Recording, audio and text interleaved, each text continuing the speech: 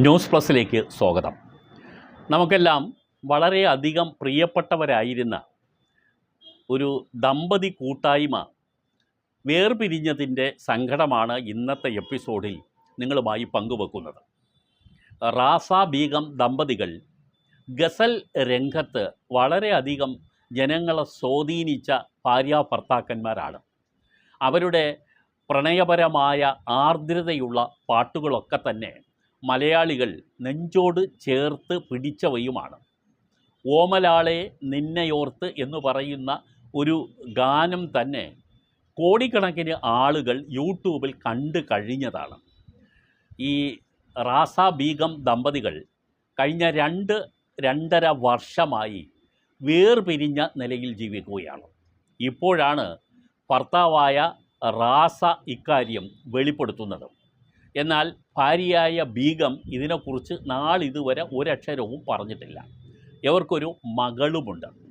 ആ മകൾ ഈ പാട്ടുരംഗത്തേക്ക് വരാൻ തുടങ്ങിയതുമാണ്. നല്ല മനോഹരമായി പാടാൻ കഴിയുന്ന ഒരു കുട്ടിയും കൂടിയാണ് അവരുടെ മകളും. ഈ റാസ ബീഗം ദമ്പതികൾ ശരിക്കും സംഗീതത്തിലൂടെ അടുത്തവരാണ്. അങ്ങനെ തന്നെ അവർ ജീവിതത്തിലേക്കും കടന്നു വന്നു. പ്രണയം നുരയിട്ട് നിൽക്കുന്ന മനോഹരമായ ഗാനങ്ങളായിരുന്നു അവർ ആവിഷ്കരിച്ചത്. അത് ഗാനത്തിൻ്റെ വിഷ്വൽ കാണുമ്പോൾ തന്നെ അവരുടെ പ്രണയത്തിൻ്റെ ചാരുത നമുക്ക് വ്യക്തമായും മനസ്സിൽ കൊള്ളുന്ന തരത്തിലാണ് അവതരണ രീതിയും ശൈലിയും ആ ഗാനാലാപനവും ഒക്കെ. രണ്ടുപേരുടെയും ശബ്ദം ആരുടേതാണ് കൂടുതൽ മെച്ചമെന്ന് പറയാനാകാത്ത വിധം വളരെ മനോഹാരിതയുള്ളവയുമാണ്. ഇവർ എന്തുകൊണ്ട് വേർപിരിഞ്ഞു എന്ന് പറഞ്ഞാൽ റാസ പറയുന്നത് കൂടുതലായി ഒന്നും പറയാനില്ല. ഞങ്ങൾ ഒരുമിച്ച് സോൾമേറ്റ് പോലെ ഞങ്ങൾ ഗാനാലാപന രംഗത്ത് പിടിച്ചു നിന്നവരാണ്. അങ്ങനെ ഞാൻ സംഗീതം നൽകുകയും ഞങ്ങൾ രണ്ടുപേരും ഒരുമിച്ച് പാടുകയും ചെയ്ത നിരവധി ഗാനങ്ങൾ മലയാളികൾ ഏറ്റുവാങ്ങുകയും ചെയ്തതാണ്. അതിൻ്റെ ഒരു വലിയ മുന്നേറ്റം ഞങ്ങളുടെ ജീവിതത്തിലും ഉണ്ടായി. ഞങ്ങൾ ഒരുമിച്ച് നിരവധി ഷോകൾ ചെയ്തു. വിദേശത്ത് പോലും ഇവരുടെ രണ്ടുപേരുടെയും ഈ ഗാനമേള ഗസൽ മേളകൾ നടന്നു. അതിനൊക്കെ അവർ ഗസൽ എന്ന പേരിട്ട് വിളിക്കുന്നതിന് അപ്പുറമായി പ്രണയാർദ്രമായ ഗാനങ്ങളുടെ ഉത്സവം എന്നാണ് അവർ വിശേഷിപ്പിക്കാറുള്ളത്. ഒരർത്ഥത്തിൽ അങ്ങനെ തന്നെയാണ് കാണുന്നവർക്കും അത് നൽകുന്ന ഒരു അനുഭവം. രണ്ടുപേരും പരസ്പരം ഈ പാട്ടുകൾക്കിടയിൽ നോക്കുകയും പരസ്പരം അവരുടെ പ്രണയം കണ്ണുകളിലൂടെയും ഈ ചുണ്ടുകൾ വിരിയുന്ന ചിരികളിലൂടെയും വളരെ ഭദ്രമായി തന്നെ നമ്മളുമായി പങ്കുവെക്കുമായിരുന്നു. നമുക്ക് വളരെയധികം ഇഷ്ടം തോന്നുന്ന ഒരു ഗാന ആലാപന ശൈലിയാണ് രണ്ടുപേരുടെയും. അവർ ഹാർമോണിയത്തിൻ്റെ മുമ്പിൽ ഇരുന്നാണ് റാസ എന്ന് പറയുന്ന കാമുകൻ, അദ്ദേഹത്തിൻ്റെ ഭർത്താവ് എന്നതിലുപരി ഒരു കാമുകൻ്റെ ഭാവത്തോടു കൂടിയാണ് റാസ പാടാറുള്ളത്.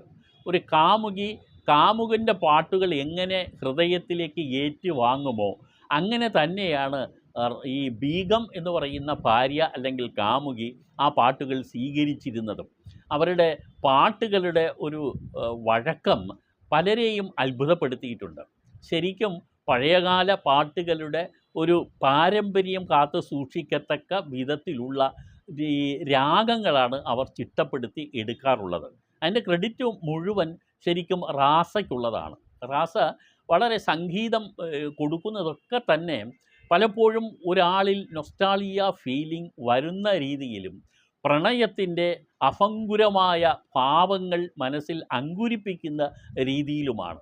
പൂക്കളും മന്ദഹാസങ്ങളും നിറഞ്ഞ പാട്ടുകൾ എന്ന് വേണമെങ്കിൽ നമുക്ക് ഇവരുടെ പാട്ട് ലോകത്തെ വിശേഷിപ്പിക്കാവുന്ന തരത്തിലായിരുന്നു. ഈ നാളുകളായി അവർ വേർപിരിഞ്ഞിട്ടുണ്ടെങ്കിലും പലപ്പോഴും പാട്ടിൻ്റെ ഒരു തലത്തിൽ അവർ ഒരുമിച്ച് നിന്നിട്ടുണ്ട്.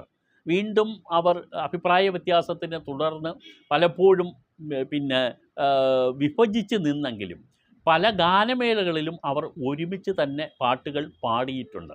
പക്ഷേ അവരുടെ മുൻകാല തീവ്രത അടുത്ത കാലത്തുള്ള പാട്ടുകളിൽ കുറഞ്ഞു വരുന്നുള്ളത് ആസ്വാദകർ ശ്രദ്ധിച്ചതും കൂടിയാണ്. എനിക്ക് തോന്നുന്നു അതുകൊണ്ടാണ് റാസ തന്നെ ഇപ്പോൾ തൻ്റെ ഈ തരത്തിലുള്ള ഒരു വേർപിരിയൽ അനൗൺസ് ചെയ്തിരിക്കുന്നത്. 6 മാസമായി അവർ തമ്മിൽ ഒരു പാർട്ടികളിലും ഒരുമിച്ച് ചേരുന്നില്ല. അവർ ഏകദേശം പിരിഞ്ഞു എന്ന് പറയാവുന്ന തലത്തിൽ തന്നെയാണ്. റാസ പറയുന്നത് മിക്ക ജീവിതങ്ങളിലും ഇതൊക്കെ സംഭവിക്കുന്നുണ്ടല്ലോ, ആ സംഭവം തന്നെയാണ് ഞങ്ങളുടെ ജീവിതത്തിലും വന്നിരിക്കുന്നത്. അതിൽ സങ്കടപ്പെടാനൊന്നുമില്ല. എന്തായാലും വേർപിരിയാൻ തന്നെയാണ് തീരുമാനം. ഞങ്ങൾ പരസ്പര ബഹുമാനത്തോടു കൂടി തന്നെ വേർപെട്ട് ജീവിക്കും. ബീഗത്തിന് ബീഗത്തിൻ്റേതായ തീരുമാനങ്ങൾ ഉണ്ടാകാം, എനിക്ക് എൻ്റേതായ തീരുമാനങ്ങളും ഉണ്ടാകും. എന്തായാലും യോജിപ്പിൻ്റെ മേഖല കഴിഞ്ഞു എന്ന് വ്യക്തമാക്കുന്നതാണ് ഈ റാസയുടെ വാക്കുകളിൽ നിന്നും കേൾക്കുന്നത്. മറിച്ച് ബീഗം ഇനി എന്തു പറയുന്നു എന്നുള്ളത് നമുക്ക് കാത്തിരുന്ന് കാണേണ്ടതാണ്. വാർത്തകൾ എന്തെങ്കിലും അതുമായി ബന്ധപ്പെട്ട് വരുന്നെങ്കിൽ ഈ നല്ല ദമ്പതികളുടെ വേർപിരിയലിനെ സംബന്ധിച്ചിട്ടുള്ള വിവരങ്ങൾ ഈ ചാനലിൽ പങ്കുവെക്കുന്നുണ്ട്. യഥാർത്ഥത്തിൽ അവർ വേർപിരിയതായിരുന്നു എന്നുള്ളതാണ് സംഗീതം ഇഷ്ടപ്പെടുന്ന ആളുകൾ എല്ലാം പ്രാർത്ഥിക്കുമായിരുന്നത്. പക്ഷേ ഇത് നമ്മുടെ നാട്ടിൽ ഇപ്പോൾ ഇത്തരം കാര്യങ്ങൾ വളരെ വേഗത്തിൽ നടക്കുന്നു. ഇല്ലെങ്കിൽ നമ്മളൊന്നും കരുതാത്ത തലത്തിലേക്കുള്ള ഒരു മാനസിക വ്യാപാരം ദമ്പതികൾ തമ്മിൽ നടക്കുന്നു എന്നുള്ളതാണ്. പ്രത്യേകിച്ച് കലാരംഗത്ത് അത് വ്യാപകമായി തന്നെ സംഭവിക്കുന്നുണ്ട്. പ്രത്യേകിച്ചും സിനിമാ രംഗത്ത് നിങ്ങൾക്കറിയാം, പെട്ടെന്നുള്ള ഈ വേർപിരിയൽ, വിവാഹമോചനമൊക്കെ സാധാരണ സംഭവമാണ്. പക്ഷേ ഈ ഗാനരംഗത്ത് അങ്ങനെ ഉണ്ടായിട്ടുണ്ടോ എന്ന് ചോദിച്ചാൽ അപൂർവമാണ്. ഇപ്പോൾ ഈ റാസ ബീഗം ദമ്പതികളുടെ ഈ ദാമ്പത്തിക തകർച്ചയുടെ യഥാർത്ഥ കാരണം ഈഗോ ആണോ, അവർ തമ്മിലുള്ള ഈഗോയാണോ, ഞാനാണ് ഇതിൻ്റെയൊക്കെ മിടുക്കി എന്ന് ബീഗം കരുതിയതാണോ, ഞാനാണ് മിടുക്കൻ എന്ന് റാസ കരുതിയതാണോ എന്ന് നമുക്കെല്ലാം സംശയമുണ്ട്. ഇവർ രണ്ടുപേരും അങ്ങനെ ഏതെങ്കിലും ഒരു ഈഗോ തമ്മിൽ ഏറ്റുമുട്ടിയതാണെങ്കിൽ അതിൽ നമ്മളൊക്കെ വളരെയധികം സങ്കടപ്പെടേണ്ടിയിരിക്കുന്നു എന്നുള്ളതാണ്. എവിടെയൊക്കെ ദമ്പതിമാർ ഈഗോയിലേക്ക് പോയി അതിൻ്റെ പേരിൽ ഏറ്റുമുട്ടുന്നുവോ അതെല്ലാം തന്നെ അവസാനം വിവാഹമോചനത്തിൽ തന്നെ കലാശിക്കും. ഞാനും നീയും ഒന്നാണെന്നും നമ്മുടെ ലോകം നമുക്ക് രണ്ടുപേർക്കുമായിട്ടുള്ളതാണെന്നും നീ വലുത് ഞാൻ ചെറുത് എന്ന് പറയുന്ന ഒരു വിഭജനം നമ്മുടെ സ്നേഹബന്ധത്തിൽ വേണ്ട എന്നും തീരുമാനിക്കുന്നിടത്താണ് ഒരു ദാമ്പത്യം വിജയിക്കുന്നത്.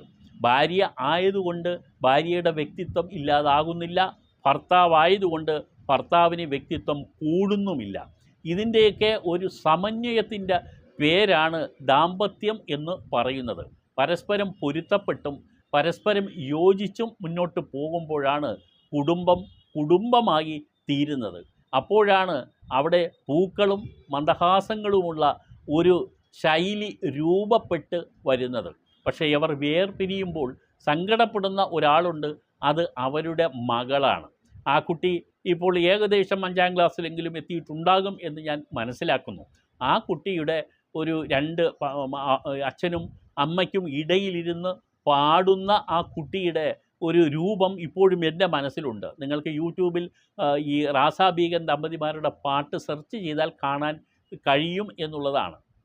അതിൽ നമുക്കെല്ലാം വളരെയധികം ആകർഷണീയമായി തോന്നിയ ഒരു പാട്ട് പാടിയത് ആ മകളാണ്. അതും നിങ്ങൾ കേൾക്കണം. എന്തായാലും ഈ ദമ്പതിമാരുടെ വേർപിരിയൽ അത്ര സന്തോഷകരമായിട്ടല്ല മലയാളികൾ ഏറ്റെടുക്കുന്നത് എന്ന് ഈ ദമ്പതിമാർ ഒന്ന് മനസ്സിലാക്കിയാൽ കൊള്ളാമായിരുന്നു. അവർ പഴയതുപോലെ ഒരുമിച്ച് പാട്ടുവേദികളിൽ വന്നാൽ ഞങ്ങൾ കേരളീയർ അതിനെ കയ്യടിയോടെ സ്വീകരിക്കുമെന്നും ഇവരെ ഓർമ്മിപ്പിക്കുന്നു. നന്ദി.